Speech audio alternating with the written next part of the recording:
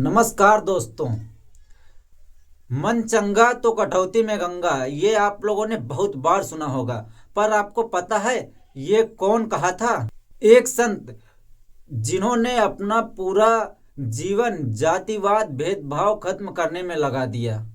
हम बात कर रहे हैं संत शिरोमणि रविदास जी की, जिन्हें रैदास के नाम से भी जाना जाता है। 15वीं-16वीं शताब्दी के एक महान संत, कवि और समाज सुधारक थे। उन्होंने समाज में फैली बुराइयों, जातिवाद, भेदभाव को मिटाने के लिए पूरा जीवन समर्पित कर दिया। इनका जन्म महापूर्णिमा के दिन हुआ था।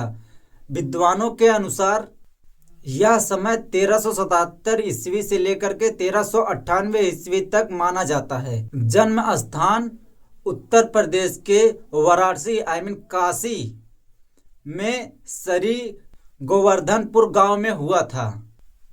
उनकी माता का नाम कर्मा देवी तथा गांव वाले गुरमिनिया नाम से जाना जाता था, और पिता का नाम संतोख दास और गांव वाले रघु नाम से बुलाया करते थे। वे जूता बनाने का कार्य करते थे, जिसे वो बहुत ही ईमानदारी और लगन से किया करते थे। रविदास जी बचपन में बहुत दयालु और आध्यात्मिक व्यक्ति थे। वे अक्सर संतों की सेवा में समय बिताते थे।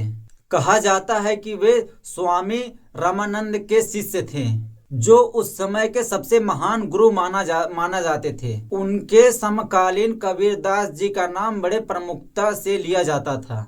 गुरु रविदास जी की शिक्षाएं समानताएं, प्रेम और भक्ति पर आधारित थीं। उनकी प्रमुख कुछ कहावतें जैसे मन चंगा तो कटौती में गंगा, यह सबसे प्रसिद्ध कहावत है।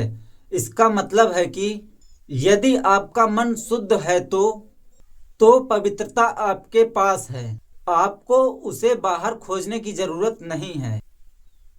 उन्होंने सिखाया कि व्यक्ति जन्म से नहीं बल्कि कर्मों से महान बनता है। उन्होंने एक ऐसी समाज की स्थापना की जिसे उन्होंने बेगमपुरा नाम दिया। बेगमपुरा का मतलब है बिना गम का शहर कहा, जहाँ कोई दुख, भय, भेदभाव ना हो। की वाणी पद बहुत सरल और हृदय को छू लेने वाले हैं। उनके लगभग 40 पद सिखों के पवित्र ग्रंथ गुरु ग्रंथ साहिब में संकलित हैं।